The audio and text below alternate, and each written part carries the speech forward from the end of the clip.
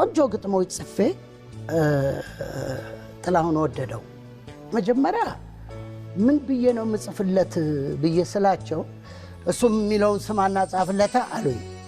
እሱ እኮ የሚለው ወዲፍጀው ነው ብዬ ታዲያ ወዲፍጀው ብለህ ጻፍለታ ምን ቸገረ ወዲፍጀው ለሚለው ነገር ግጥም ለማምጣት በእውነትን ያየሁትን ጀውድ ላምጣው ነው ማለት ወዲፍጀው ወዲፍጀው ማለት ምን ማለት ነው የሚለው ቃል ውስጥ ነው መጀመሪያ መቆየት ያለበት የኔ ጉዳይ የኔ ታሪክ ለማንም ቢወራ ጥሩ ምንም ጥቅም የለውም እኔ ጋር ይቀመጥ የኔ ታሪክ ነው የማለት ነገር ነው እና እንጃ ምን እንደሆንኩ እኔም ግራ ገባኝ ምን ትሉኝ ምን ልበል እንዲያው ብቻ ከፋኝ ቆስቁሼ መንደዴ ለማንም ካልበጀው እስቲ እናንተም ተውኝ ሁሉንም ወዲፍጀው የሚል ግጥም ጻፍኩልኝ ዋው ጥላሁን ግን አልወደደውም አልዘፍነውም ኧረ በስ ይሄንን ታሪክ ነው መልሰህ ምጽፍልኝ ሌላ ለውጥ አይኑ ያን አይኑን ቁጭ ብዬ እንደገና